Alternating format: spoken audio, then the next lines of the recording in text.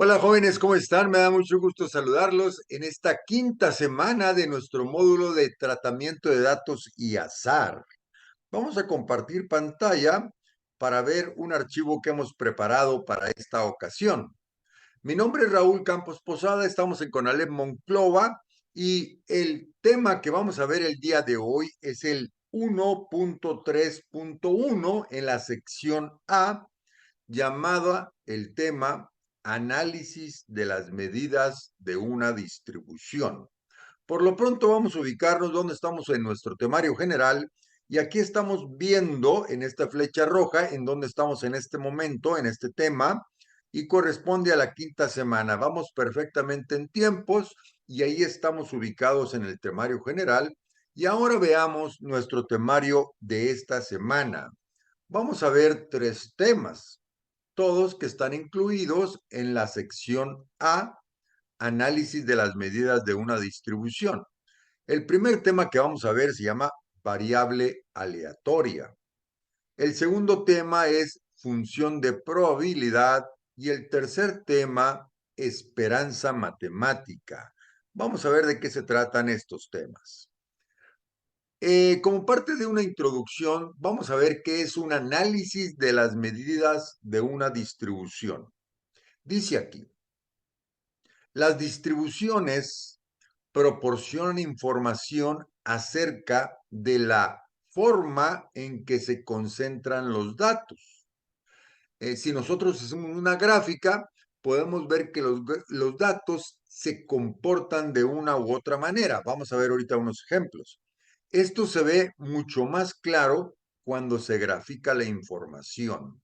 A través de la gráfica podemos ver el comportamiento de los datos y con las distribuciones se puede ver cómo se concentran y hacia qué parte están inclinados los datos en caso de que haya cierta inclinación, qué valores son los más frecuentes y qué valores son los más dispersos o rezagados. Dice, las ventajas de las medidas de distribución es que es posible determinar lo mismo que vemos en la gráfica, pero sin tener que hacer la gráfica. Aquí tenemos unos ejemplos muy genéricos, pero para dar una idea respecto a esto.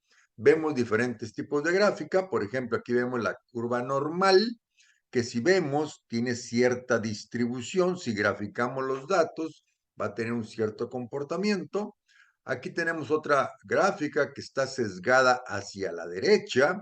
Estamos viendo que los datos están cargados hacia un lado, o podemos ver otra gráfica que está cargado hacia el otro lado.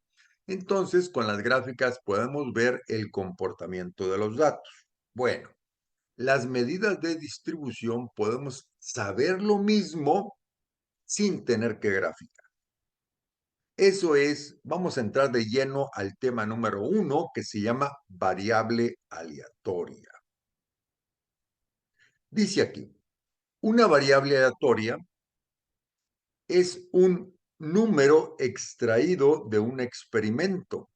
Por ejemplo, en el lanzamiento de un dado, de una moneda, el giro de una ruleta, del estudio de las personas elegidas al azar, entre otros. Veamos qué más dice esta diapositiva. Las variables aleatorias se pueden clasificar de dos tipos. La primera de ellas es las las variables aleatorias discretas. ¿Cuáles son las variables aleatorias discretas? Dice aquí, solo pueden adquirir valores entre un máximo y un mínimo. Hay un rango de comportamiento de los valores de las variables aleatorias discretas. Ese rango es lo que está marcando aquí como un máximo y como un mínimo. Son utilizadas para medir situaciones que requieren números enteros. Por ejemplo, la edad de las personas. El joven tiene 18 o tiene 20 o tiene 25 o tiene 30 años. El número de hijos que tiene cada familia, o tiene dos, o tiene tres, o tiene uno, son números enteros, como podemos nosotros ver el resultado de estas de estas variables aleatorias, o el número de empleados de una empresa. Una empresa puede tener 5 o 20, o empresas como Altos Hornos de México, que está ubicado aquí en Monclova, Coahuila, y puede ser que tenga 20,000 trabajadores, 20 o 25,000 trabajadores, pero siguen siendo números enteros, lo que representa estas variables aleatorias discretas. Pero hay otro tipo también, que son las variables aleatorias continuas. Dice, las variables aleatorias continuas pueden adquirir valores infinitos entre un máximo y un mínimo. También tenemos un rango de valores establecidos y se usan para aquellas situaciones donde desean medirse con precisión o con mucha precisión.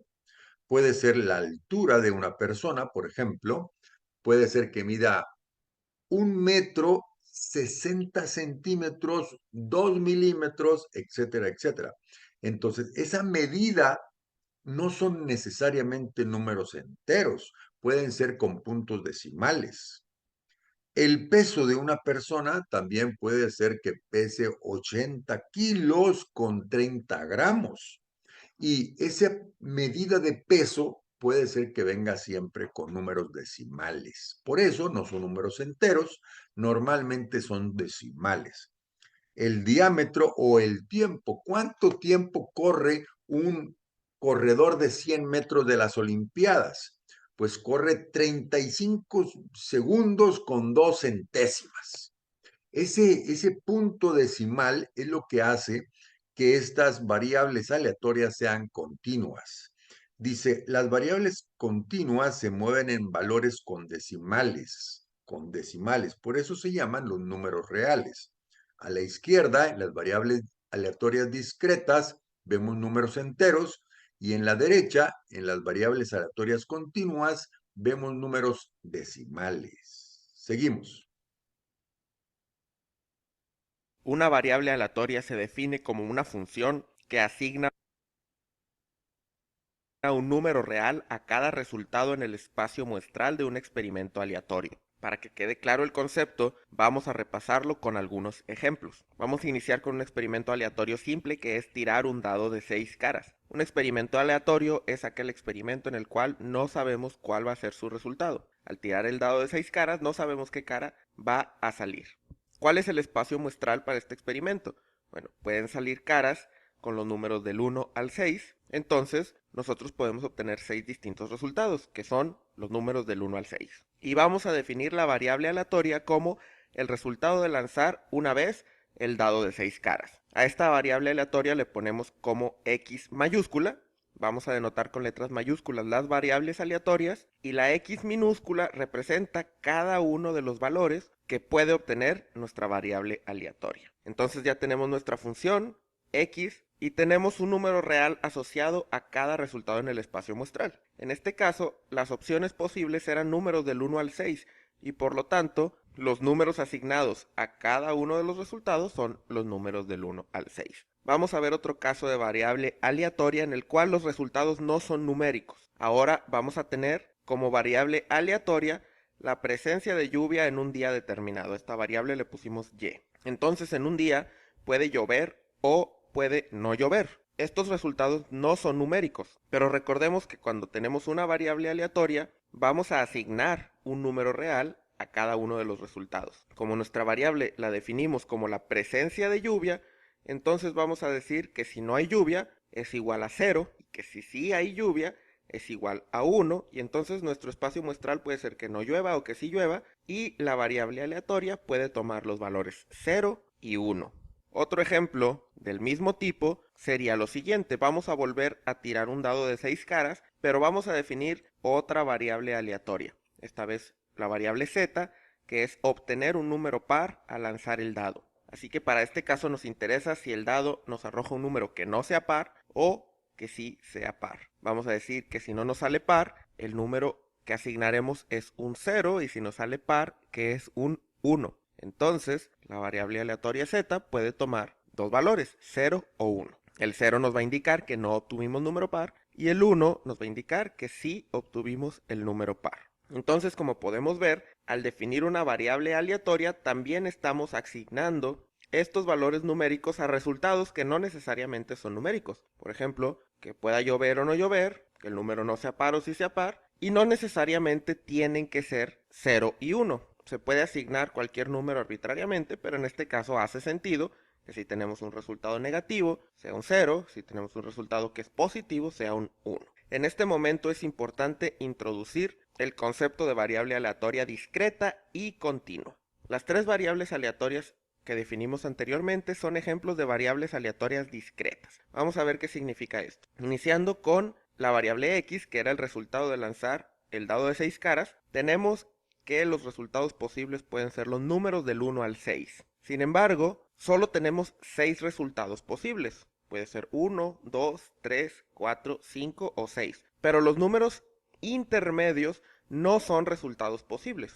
Por ejemplo, no podemos tener que nuestra variable aleatoria vaya a tener un valor de 4.3, que está entre el 4 y el 5. Esto quiere decir que a pesar de que el 4 es un resultado posible y el 5 es un resultado posible, todos los números en medio no lo son. A esto nos referimos con una variable aleatoria discreta. Para los otros dos casos en los cuales los resultados posibles son 0 o 1, solamente tenemos esos dos resultados. No podemos tener un valor de 0.5, por ejemplo, o de 0.7, solo 0 y 1. Pero vamos a ver ahora un ejemplo de una variable aleatoria continua. En este caso, nuestra variable aleatoria va a ser el diámetro de los objetos en el universo. Si seleccionamos un objeto al azar en el universo, puede ser un planeta, puede ser una galaxia, puede ser una partícula de polvo, ¿cuál va a ser su diámetro? En este caso, el espacio muestral va a ser un subconjunto de los números reales, es decir, ¿cuáles son todas las posibilidades de diámetros que puede tener un objeto en el universo? Bueno, tienen que ser números positivos, tienen que ser mayores que 0, pero puede ser cualquier número. Podemos tener un diámetro de 10 centímetros, de 100 centímetros, de 5.5, de kilómetros, incluso más grandes. Entonces, si tenemos un cuerpo de 10 kilómetros de diámetro y otro cuerpo de 11 kilómetros, es posible que haya un cuerpo de 10.5, de 10.25, etc. Como en este caso, si podemos tomar todos los números intermedios como posibles resultados, entonces tenemos una variable aleatoria continua. Ahora vamos a pasar al punto número 2, que es la función de probabilidad. ¿Qué es la función de probabilidad? Vamos a leer aquí. Dice, una función de probabilidad es la asociación establecida, o sea, vamos a relacionar entre un número x sub i discreto con su correspondiente probabilidad. X sub i es un evento y p es la probabilidad sub i, donde la suma de todas las probabilidades es igual a 1, donde x sub i está dentro del espacio muestral de la función. Esto nos va a quedar más claro con los siguientes ejemplos. Si el espacio muestral, recuerden que el espacio muestral son todos los posibles resultados que podamos ver. Si vemos el espacio muestral de un dado, pues son del 1, 2, 3, 4, 5 y 6. El espacio muestral de una moneda es águila o sello. Entonces, espacio muestral son todos los posibles resultados que pueda tener un evento o un experimento. Dice, si el espacio muestral S tiene los puntos x1, x2, x3 hasta xn, la función de probabilidad está dada por P, que es la probabilidad del evento 1 o del evento I. Y eso hace que la probabilidad de un evento I es la probabilidad de que suceda el evento I. Por lo tanto, la probabilidad de x1 es la probabilidad de que ocurra el evento 1. Y aquí podemos ver también que las probabilidades siempre se van a mover en un rango de 0 a 1. Ya lo habíamos visto en las semanas pasadas. Cuando el probabilidad es 0, es que no va a ocurrir. Tenemos la certeza de que no va a ocurrir. Recordemos el ejemplo de que cuál es la probabilidad de que llueva y está despejado el cielo, pues es un cero porque pues, ni siquiera hay nubes, por eso la probabilidad sería un cero. ¿Cuál es la probabilidad de uno? Es cuando sabemos de antemano que sí va a ocurrir. ¿Cuál es la probabilidad de que caiga del 1 al 6 en un dado? Pues la probabilidad va a ser 1. ¿Por qué? Porque sabemos de antemano que va a caer del 1 al 6. Seguimos. Entonces, la suma de todas las probabilidades de todos los eventos debe de ser 1. Quiere decir que la probabilidad de que ocurra en un dado, la probabilidad de que ocurra un 1 o un 2 más un 3 más un 4 más un 5 más un 6, la probabilidad es 1. ¿Por qué? Porque sabemos que eso va a ocurrir. Vamos a ver un ejemplo. Calcular la función de probabilidad del número de sellos obtenidos al lanzar dos monedas. Para obtener esta función, ayuda a construir un diagrama de árbol de los dos lanzamientos. ¿Cómo se vería esto?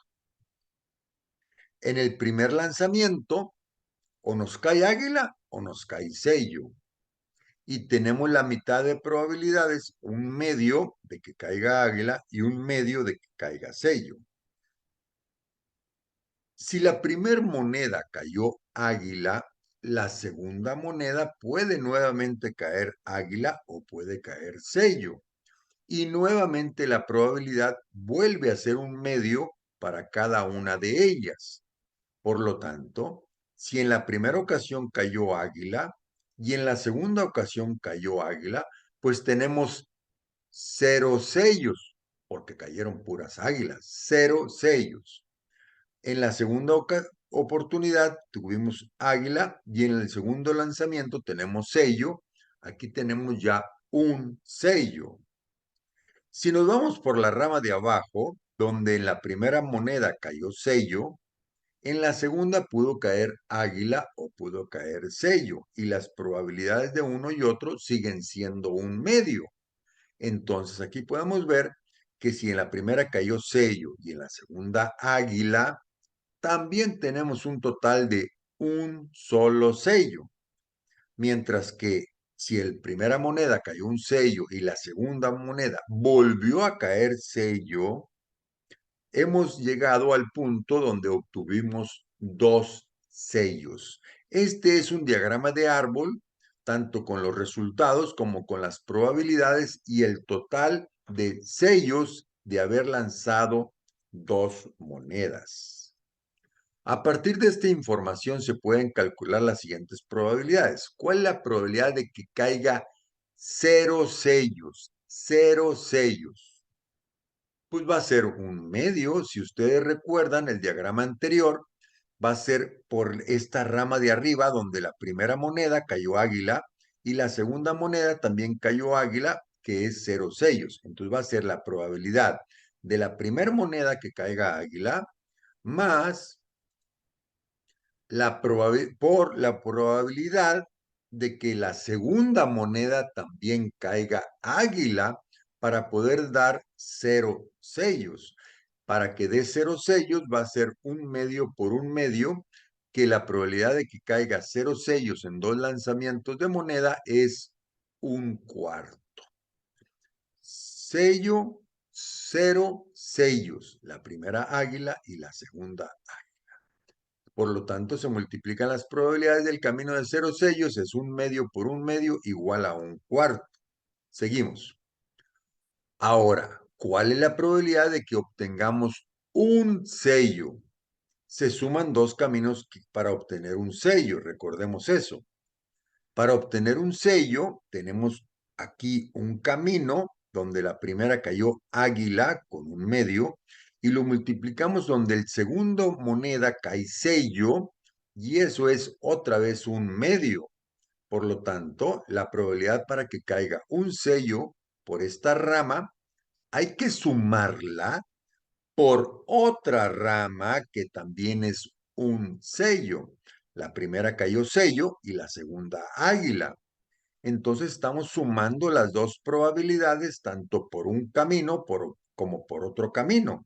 Y esto es igual a 2 medios. Aquí es un cuarto más un cuarto son 2 cuartos.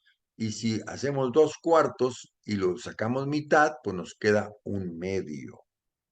Ahora, ¿cuál es la probabilidad de que caigan 2 sellos? Pues volvemos a nuestro esquema y es la primera sello, la segunda sello. Por lo tanto, es 1 medio por 1 medio, que viene a ser la probabilidad de 2 sellos, es 1 cuarto. Ahora, si sumamos todas las posibilidades, debemos de obtener un 1. Vamos a hacerlo. Por lo tanto, aquí la probabilidad de 0 sellos, aquí lo tenemos, es 1 cuarto, más la probabilidad de 1 sello, que aquí lo tenemos, es 1 medio, más la probabilidad de 2 sellos, que también lo tenemos, es 1 cuarto. Aquí tenemos la probabilidad de 0 sellos, 1 sello y 2 sellos. Y eso, si lo sumamos, nos da igual a 1, que es lo que nos dice la fórmula que tenemos a la derecha. Seguimos. Ahora se puede representar x sub i, que es el número de caras obtenidas. El espacio muestral, ¿cuántos sellos obtuvimos? Obtuvimos en el lanzamiento de 2 monedas, 0 sellos, 1 sello y 2 sellos. Y aquí vemos la función de probabilidad. Para que nos caiga 0 sellos, recordemos que fue 1 cuarto. Para que nos cayera 1 sello, recordemos que fue 1 medio. Y para que nos cayera 2 sellos, recordemos que también fue 1 cuarto. Para este mismo ejercicio hay que calcular cuál es la probabilidad de que nos caiga menor o igual a 1 sello. Menor o igual a 1 sello. Eso significa 0 sellos más la probabilidad de 1 sello, porque dice menor o igual a 1. Y menor o igual a 1 es 0 y es 1. ¿Y cómo sería esto? Pues la probabilidad de 0 es 1 cuarto y la probabilidad de 1 sello, es 1 medio. Por lo tanto, la probabilidad de menor o igual a 1 es 3 cuartos, que significa 0 sellos o 1 sello. Son menores o iguales a 1, el 0 y el 1. Y eso, la probabilidad es 3 cuartos. Hemos sumado las probabilidades. Ahora, vamos a ver otro pregunta. ¿Cuál es la probabilidad de que caiga más de 1 sello? Más de 1. ¿Cuál es la probabilidad de que caiga más de 1? Pues es que caigan 2 sellos. ¿Y cuál es la probabilidad de que caigan 2 sellos? Aquí lo tenemos, es 1 cuarto. Ahora, desde ese punto de vista, vamos a ver ahora otro ejemplo, aunque al ratito retomemos otra vez la de los sellos. Ejemplo número 2. Calcular la función de probabilidad lanzando un dado. Se construye un diagrama de árbol. ¿Cuál es la probabilidad de que caiga un 1? 1 sexto. ¿Cuál es la probabilidad de que caiga un 2? Otro sexto. ¿Cuál es la probabilidad de que caigan 3, 4, 5 y 6? En todas las ramas es 1 sexto. Por lo tanto, en este ejemplo, el espacio muestral de la X es 1, 2, 3, 4, 5 y 6, porque son todos los posibles valores que puede tomar la X. Y la función de probabilidad queda como sigue. ¿Cuál es la probabilidad de 1? 1 sexto. ¿Cuál es la probabilidad de 3? 1 sexto. ¿Cuál es la probabilidad de 6? También 1 sexto. Por lo tanto, si nosotros sumamos las probabilidades de cada una de ellas, podemos sacar que es un sexto para 1, más un sexto y un sexto y un sexto hasta las 6 veces. Por lo tanto, son 6 sextos igual a 1, que es la probabilidad de todo el espacio muestral. Ahora vamos a ver este ejemplo. En este video vamos a ver qué es la función de probabilidad para una variable aleatoria discreta con un ejemplo. Vamos a llamarle x a nuestra variable aleatoria, que va a representar la suma del resultado al lanzar dos dados de 6 caras. Los resultados posibles serían los números del 2 al 12, puesto que el número menor es que caigan dos unos, que suman 2, y el número mayor sería el 12, que es cuando caen dos números 6. A continuación tenemos todos los resultados posibles al lanzar los dos dados. Podemos ver que son 36 resultados diferentes que representan los números del 2 al 12 y cuyas probabilidades son distintas. Vamos a ver a continuación cuál es la probabilidad de obtener cada uno de estos números. Por ejemplo, ¿cuál sería la probabilidad de obtener un 2? Como podemos ver de la tabla, solamente hay un resultado posible en el cual nos sale el 2, que es que los dos dados arrojen el número 1. Entonces, la probabilidad de obtener un 2 es una de 36 posibles o un 36avo. Para el 12 es el mismo caso, solamente hay un resultado posible en el cual nos sale 12. Pero por ejemplo, para el 3 podemos ver que hay dos resultados posibles en los cuales obtendríamos un 3. Entonces, el 3 tiene una probabilidad de 2 sobre 36 de ocurrir. Vamos a anotar en una tabla todos los valores posibles con sus respectivas probabilidades. Como podemos ver, el número más probable es el 7, que tiene 6 sobre 36 como probabilidad de ocurrencia. ¿Qué es una función de probabilidad entonces? Es una función que para cada uno de los resultados posibles le asigna un valor de probabilidad. Como podemos ver en esta tabla, tenemos para cada valor posible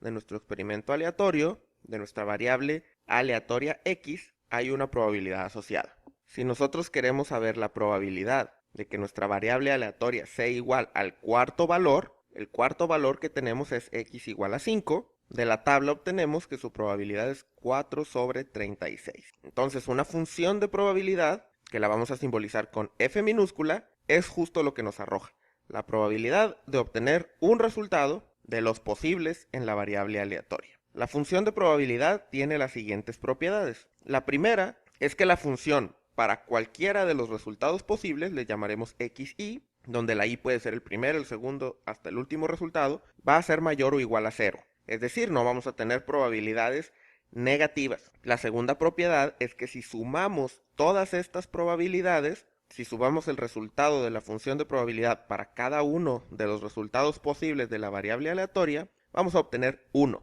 En nuestro ejemplo nosotros lo podemos ver. Si sumamos todas las probabilidades que tenemos aquí, nos daría 36 sobre 36, que es igual a 1. Y por último, simplemente la función de probabilidad para algún valor xi, para alguno de los resultados posibles, es igual a la probabilidad de que la variable aleatoria tome ese valor.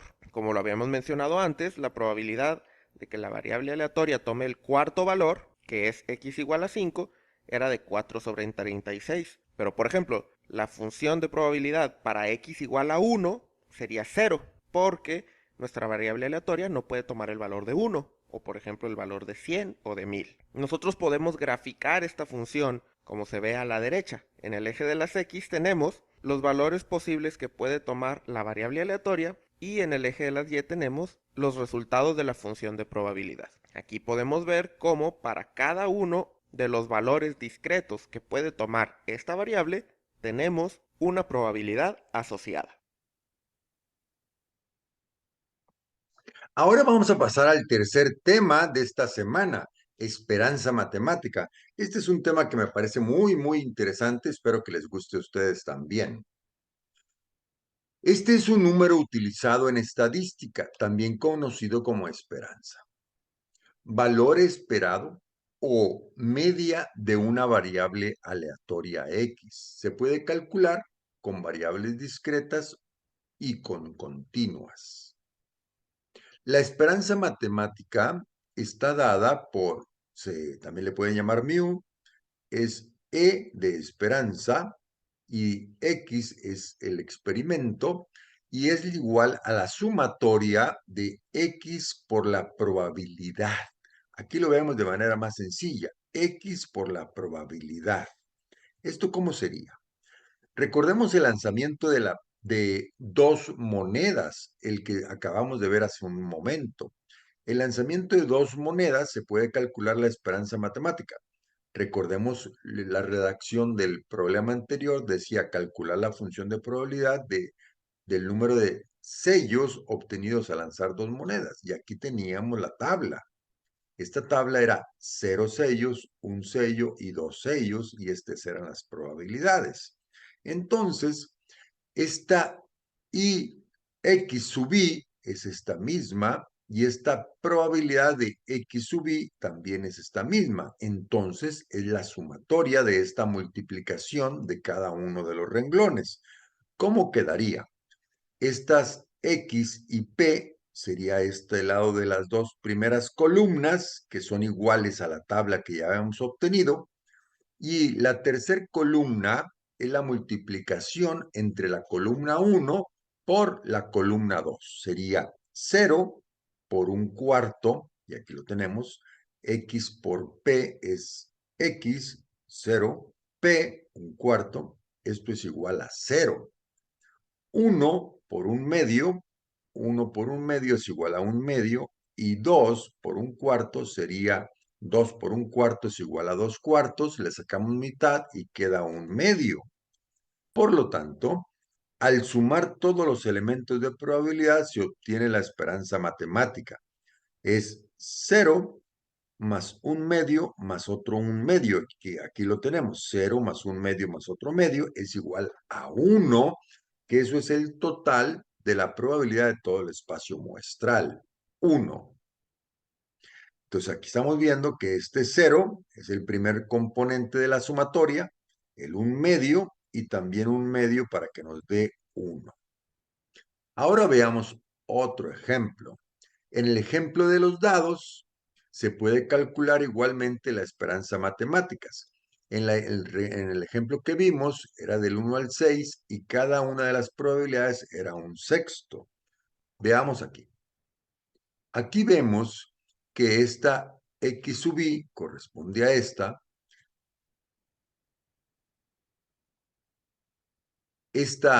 p o la probabilidad de x sub i corresponde a la otra columna, y la multiplicación de las dos columnas sería 1 por un sexto, 3 por un sexto, un medio, 6 por un sexto, 1. Entonces, si hacemos la sumatoria de todas esta tercer columna, nos va a quedar un medio más un tercio, más un medio, más dos tercios, más 5 sextos, más 1, es igual a 3.5.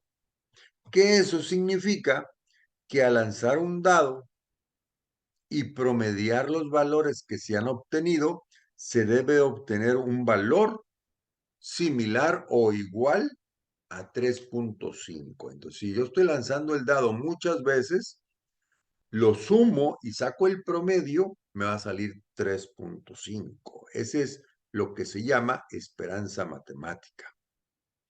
Este concepto, por eso me atrae mucho, porque está relacionado con las decisiones que uno debe tomar cuando juega juegos de azar. Dice aquí, la esperanza matemática es usada para tomar decisiones. Con ella se puede saber cuál pudiera ser el promedio de ganancias de un apostador en juegos de azar. Ya empieza a tomar interés este asunto. Se dice que si la varianza matemática es un concepto que no vamos a ver en este momento, pero es un concepto, resulta 0, dice aquí que no hay ventaja ni para el jugador ni para el organizador del juego. Puede ser el casino o algo por el estilo, conocida como banca en los casinos. Vamos a ver un ejemplo. Este ejemplo me gusta mucho. Por ejemplo, supóngase que se rifa una televisión y para ello se han hecho 2.500 boletos. Hay 2.500 boletos para rifarlo una televisión. Una persona compra uno de estos boletos, por lo que tiene una probabilidad de ganar de 1/2.500, porque son 2.500 boletos, que esto es igual a 0.0004. Esa es la probabilidad de que ese señor tenga para ganar. Suponiendo que la televisión costó 14.500 pesos, ¿cuánto es lo que el jugador debe de pagar para que no haya ganancias para nadie? Quiere decir que el precio, aquí está 14.700, que en este caso es la X sub I, multiplicado por la probabilidad de ganar, es 0.004. Eso corresponde a 5.88. Nos debe de costar el boleto 5.88 pesos. Y ahí no hay ganancias para nadie. Lo que estamos pagando es lo que costó el televisor. Lo que estamos pagando entre todas las personas que compramos boleto es lo que costó el televisor. Dice entonces, debería costar 5.88 pesos por boleto para que sea un juego justo. Es decir, debe pagar el equivalente a la esperanza matemática. Si este rifa se vende en 10 pesos, pues ya podemos sacar cuánto está ganando la persona que lo organiza. Ahora vamos a poner un poquito más de complicación, un poquito más de complejidad en este ejemplo. Dice, si en la misma rifa se diera como primer premio el televisor que hemos mencionado de 14.700 pesos, pero también tenemos un segundo premio, una bicicleta con valor de 1.360, y también tenemos un tercer premio donde le vamos a entregar a la persona 200 pesos. Entonces, ¿cuál es el precio justo del boleto? Sería la suma de la esperanza de cada uno de estos elementos. ¿Cómo sería esto? La misma fórmula, pero ahora son tres componentes. Primero, la XI es 14.700 y la probabilidad son estos 2.500 boletos. Por lo tanto, la probabilidad es 1/2.500. Esto es únicamente para la televisión. Ahora vamos a ver para la bicicleta, que son 1.360 pesos multiplicado también por los 2.000, 1/2.500 boletos. Y el tercer componente sería los 200 pesos también multiplicado por 1/2.500, que esto sería el precio por 0.0004, el precio por 0.004 y 200 por 0.004, que viene a ser el 5.000, ¿verdad? El 5 pesos 88 centavos que ya vimos por la televisión, más agregado el componente de la bicicleta, que es 0.544, más el de los 200 pesos, que es 0.08, y esto nos daría el precio de los boletos de 6.5 pesos. 6.50 debería costar el boleto para que nadie gane en estos tres premios. Y ahora hemos llegado, mis estimados jóvenes, por la actividad semanal número 5. Dice, analiza el siguiente problema y resuelve lo que se te pide. A. Para encontrar el valor esperado de solo obtener águilas al arrojar 4 monedas. Determina la probabilidad de cada uno de los valores de la variable aleatoria. Y el segundo punto, B, se lanzan 2 monedas y si aparecen caras iguales, o sea, parejas, o que caen 2 sellos o caen 2 águilas, se gana, si caen dos iguales, se gana 50 pesos. Y si caen desiguales, no cayeron iguales, pierdes 45 pesos. ¿Cuál es la ganancia o pérdida esperada? Ahí empieza lo interesante de las apuestas y los precios y las pérdidas, que eso se pone muy, muy, muy interesante. Con eso terminamos, jóvenes. Me da mucho gusto llegar a esta quinta semana. Hagamos las actividades semanales. Recuerden siempre poner la fecha y el título de actividad semanal correspondiente cuando entreguen sus tareas. Saludos a todos y nos vemos.